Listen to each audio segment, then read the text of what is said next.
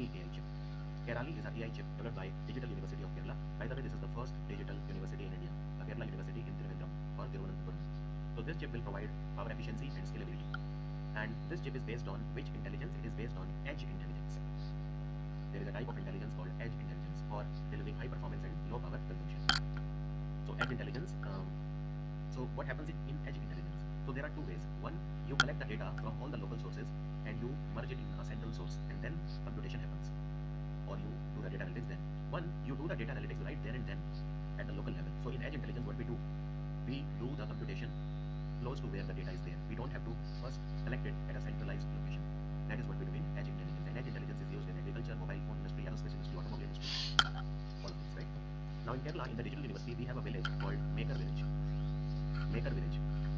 Maker Village. And what are we launching in the Maker Village? So Maker Village is located in Kochi in Kerala, and we are launching. It is affiliated to Digital University only, Maker Village, and this is an initiative by the Ministry of Electronics and IT. So Center of Excellence in Intelligent Internet of Things. Center of Excellence in Intelligent Internet of Things sensors. This we are setting up, and India's first graphene center. This is called IICG or India Innovation Center for Graphene. That also we are setting up in the Maker Village in Kochi.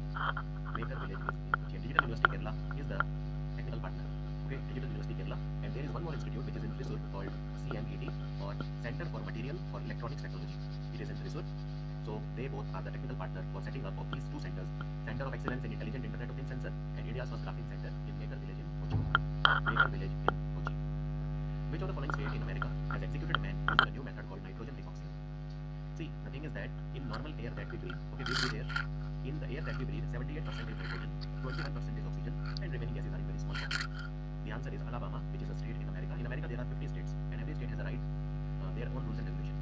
So in America, out of 50 states, there are 27 states where capital punishment is legal, and there are other 23 where it is not allowed. So what happens in nitrogen hypoxia? So instead of giving normal air that we breathe, which has 78% nitrogen, we give 100% nitrogen. And therefore, the person is devoid of oxygen. Since there is no oxygen, he dies. And it is not a very like inhuman death, because the person becomes unconscious when he does not get oxygen and he gets 100% nitrogen. He immediately becomes unconscious and then he gradually dies because of the lack of oxygen. Which of the following district court has allowed Hindus to offer prayers in the southern cellar of Gyan Bapi Mosque? Oxygen he is getting, he dies, and it is not a very like inhuman death, because the person becomes unconscious when he does not get oxygen and he gets 100% nitrogen. He immediately becomes unconscious and then he gradually dies because of the lack of oxygen. Which of the following district court has allowed the Hindus to offer prayers in the southern cellar of Gyan Bapi Mosque, which is known as the Vyas Ka Tehkhana?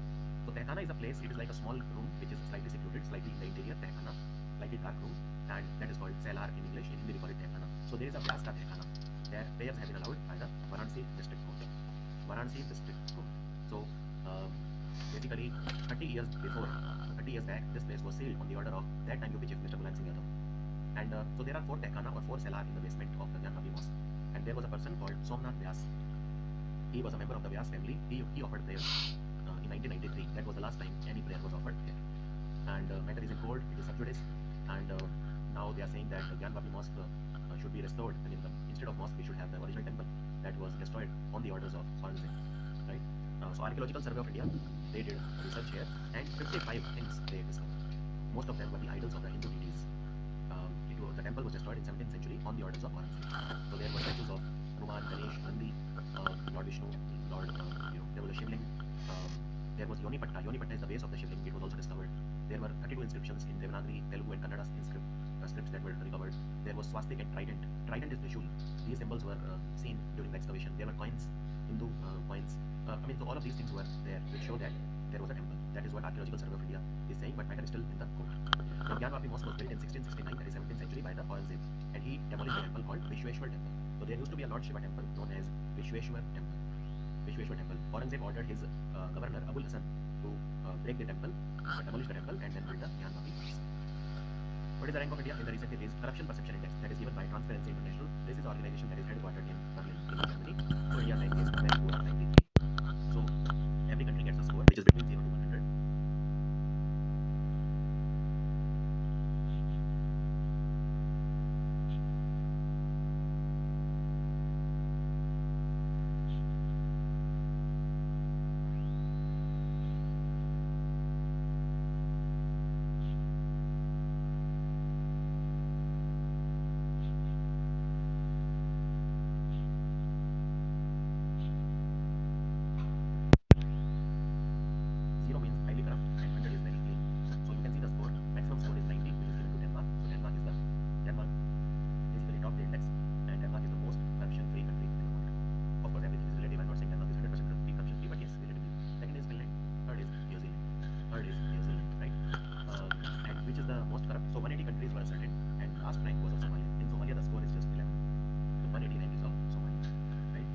India's score.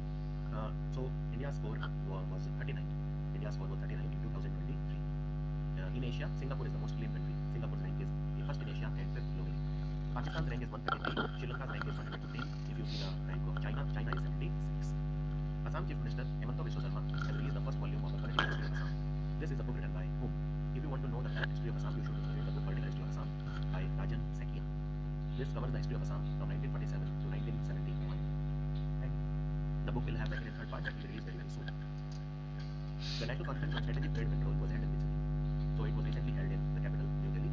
It was organized by DGFT, that is the Directorate General Foreign Trade, which works under the Ministry of Commerce in partnership with the Ministry of External Affairs. So two ministries came together, Ministry of External Affairs and Ministry of Commerce.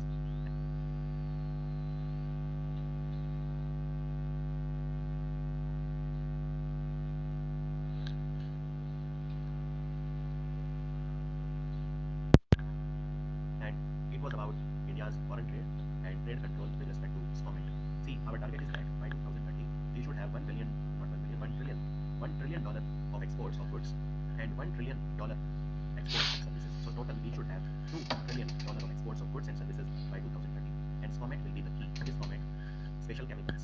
See, these are the items that we export: special chemicals, organisms, materials, equipment, and technology. We have special chemicals, right? SCOMET, organisms, material, equipment, and technology. So these are the 5 things. We need to make sure that we are compliant with the international rule and regulation with respect to the same. It was informed that water metro service will be launched in Ayodhya on the Saryu River. India's first water metro was launched in which city? India's first water metro was launched in Kochi, Kerala, and now the water metro service is also starting on Ayodhya. The UP government is buying 2 vessels. These vessels will be provided by Inland Waterways Authority of India. They will be electrically charged, so they will not cause pollution. They are fully AC. They can accommodate 50 passengers, and so there will be a 14-kilometer distance between Uttar Ghat. It will start journey water metro from Uttar Ghat, and it will end in Sant Tulsidas Ghat in Ayodhya. This is a journey of 14 kilometers. 14 kilometers. European Commission and Belgian Presidency of the Council of the European Union, they have launched the European Ports Alliance and the public-private partnership at which it was launched recently in the city of Antwerp, which is a city in Belgium. What is European Ports Alliance? European Ports Alliance basically it is a fight against drug trafficking. European Ports Alliance. There are a lot of drugs which are trafficked into the European Union. So in 2022, for example, 500 tons of illegal drugs they were trafficked into European Union with the help of ports. More than 50% of it, 500 ton was cocaine. Even in 2023, 116 ton of cocaine was seized from the ports. Now, which are the ports from where a lot of drugs is trafficked? One of the ports is the Antwerp port in Belgium. It is a significant port. In fact, it is the main port from which the cocaine is smuggled into the Europe. So this European Port Alliance is to have a collaboration between the European country, make the security more tight to fight against the organized crime and to fight against the drug trafficking. Also, they involve public-private partnership for controlling the drugs. Is that clear? Okay, let's move on. Raksha Mantri Rajnath Singh has approved a proposal to launch a group for term insurance scheme for casual paid laborers engaged by the BRO, Border Road Organization, General Reserve Engineer Force. This scheme will provide the insured person value of how much amount? So the answer is 10 lakh rupees, and the entire premium will be borne by the Defense Ministry. So the problem is that these casual paid laborers, they work in very hazardous conditions. They work in inhospitable terrain, inclement weather, hazardous work sites. They work on the mountains, landslides are common, lot of deaths are reported. So 10 lakh will be given to their family if they die doing it. Right? So also the funeral assistance will be given up to 10,000 rupees, and so these are the welfare measures for casual paid laborers. Female government employees, they will now have the option to nominate their sons or daughters for family pension instead of their husband. So it was informed by the Government of India, Department of Pension and Pension Welfare. The female government employees, they don't have to necessarily nominate their husband now. They can even nominate their sons or daughter for family pension. Indian Institute of Mass Communication has been declared as a deemed university. Its headquarters is in which city? It is headquartered in New Delhi, IIMC, and by the UGC, University Grants Commission, it is now declared as a deemed university. And it has 5 regional campuses also. Headquarters is in Delhi, but it has its campus in Jammu Kashmir, Amravati in Maharashtra, Aizawl in Mizoram, Kottayam in Kerala, and Dhanabadan in Odisha. So these are the 5 regional campuses. It has become a deemed university, which means it can give its own degree, and even the doctoral degree, the PhD courses it can give. Union Cabinet chaired by Pradhan Mantri Modi has approved the continuation of Animal Husbandry Infrastructure Development Fund for 3 years up to 31st March 2026. What is the total outlay in this scheme? Animal Husbandry Infrastructure Development Fund, as the name says, if you want to set up an animal husbandry infrastructure, you will get a lot of incentives from the government. So the total amount is 29,610 crore till 31st March 2026. So the scheme will provide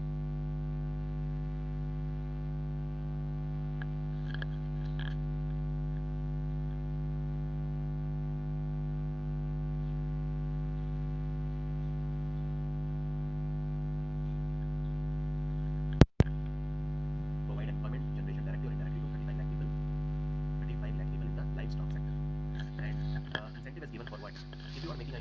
dairy processing, meat processing plant. If you are setting up a dairy processing plant, and milk processing plant, animal feed plant, animal waste to wealth management plant, any animal vaccination plant, animal drugs plant, something like that, you get interest subvention. So how much interest subvention do you get? You get 3% interest subvention for 8 years. For 8 years, right? And whatever is your investment, up to 90% of that you can get as a loan. As a loan, 3% interest subvention means what? So let's say if the interest rate is 8%, then you have to pay only 5. 3% is waived off. So 3% interest less you have to pay compared to a normal person. And 90% of the investment you can get as a loan. Loan you can take from whom? So this loan you can take from NABARD, you can take from NCDC, National Cooperative Development Corporation, or even National Dairy Development Board.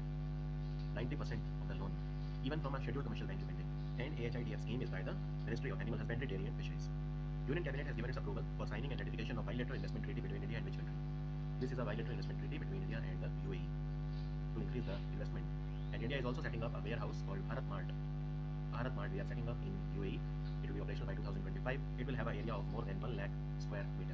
Our target is that we should have a trade with UAE worth $100 billion by 2030. This is the non-petroleum trade. We are not including petroleum in this. Also, we have an agreement called SEPA with the UAE that came into effect on 1st of May 2022. Sanjay Verma has been appointed as a member of the UPSC. UPSC can have maximum how many members? UPSC can have maximum 10 members. UPSC is headed by a chairperson and can have a maximum of 10 members. And the tenure of the member is 6 years or 65 years, whichever is earlier. So UPSC is headed by a chairman and can have a